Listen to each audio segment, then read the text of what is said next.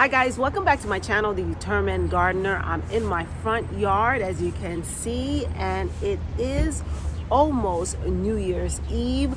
Happy New Year's Eve to everyone.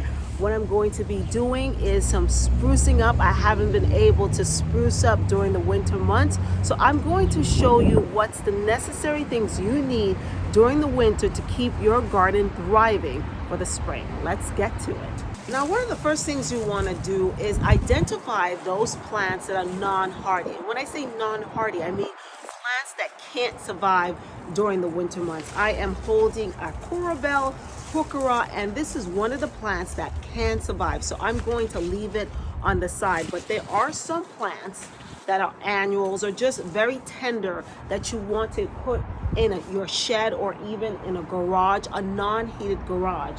I have right here some big, wonderful panicle hydrangeas, and they are very hardy during the winter.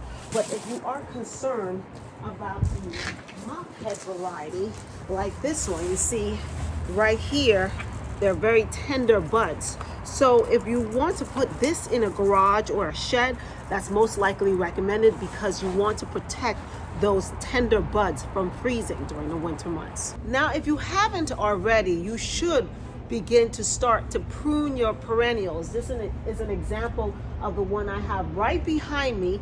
This is my peony. It looked so beautiful during the spring and summer months, but you can see right now it is really ugly, brown, dry leaves, and that's because I waited until winter to make sure that it was completely dry so that pruning would be a little easier. Now, you want to wait after the fall months to prune any perennials because you want to make sure all the nutrients from the sun, it's getting all that nutrients that it needs and that it goes into complete dormancy. You don't want to do it during the fall because it's still growing, it's still emitting energy. This way, right now that the plant is all dormant, and it's just easier to prune it. So what I'm going to do, make sure that your shears are sterilized.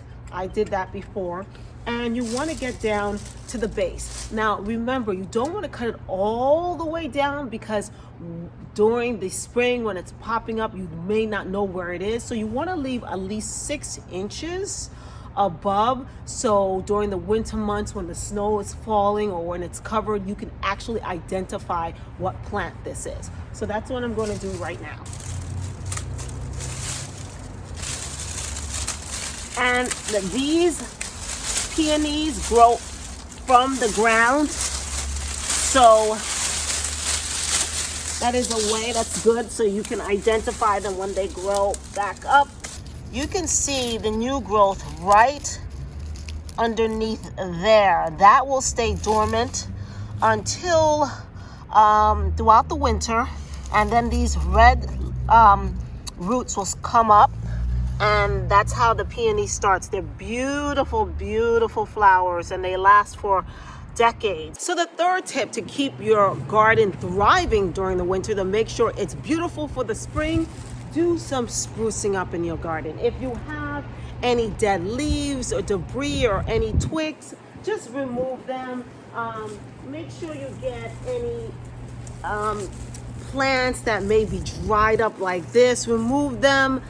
Just spruce up your garden, and after you spruce up your garden, you can sprinkle a little compost around the perennials like this beautiful hydrangea to just keep it nice and secure during the winter months and to prevent it from any freezing over. We can get really harsh winters. We can go below freezing. Sometimes we can go down into the negatives or even into the teens, but that doesn't happen that often. But I know some of you watching in different parts of the country, your temperatures and winters are brutal. So another suggestion, if you're worried about your perennials, you can wrap them in sheath cloth like this, just to protect them from the winter. So this is my mophead hydrangea, and if you know anything about hydrangeas, they are very susceptible, their buds anyway, to freezing over. So if you have one of these variety, it's recommended that you wrap it in this cloth, and it's nothing fancy. Just wrap it around. You can use twine to secure it at the bottom. And you want to do this for any of the plants that you feel may not survive during the winter or may be harmed by a very strong, deep frost. So this is what I do for my mop pit hydrangeas, and I also do them sometime for the roses as well. If you have any shrubs that have tender blooms or buds, you can also cover it up with a sheet, a blanket, anything that you're not using to protect those very vital buds from freezing over, because you want to protect those buds, because if you don't and they freeze over, you won't have any beautiful blooms for spring. So again, thank you so much for joining me here on my channel, The Determined Gardener. If you haven't subscribed yet, what are you waiting for? I have some wonderful videos coming up to give you tips on how to keep your garden thriving during the winter months. If you got any good information from this video, please share it with your family and friends. And don't forget to give it a thumbs up and like this video. Again, thank you so much for joining me here on my channel. Until next time, you know, it's 81 days till spring, and you know as well as I know, you garden lovers can't wait for that spring to come around and have our gardens thriving again. But right now we have to get through the winter, and it's all about preparing your garden for the winter to make sure it's beautiful for the spring. I will be having plenty more videos during the winter months on how to keep your garden thriving during the winter months to keep it beautiful and ready for the spring. Again, don't forget to like this video and subscribe. Until next time, everyone, happy gardening. See you in the next video. Bye-bye.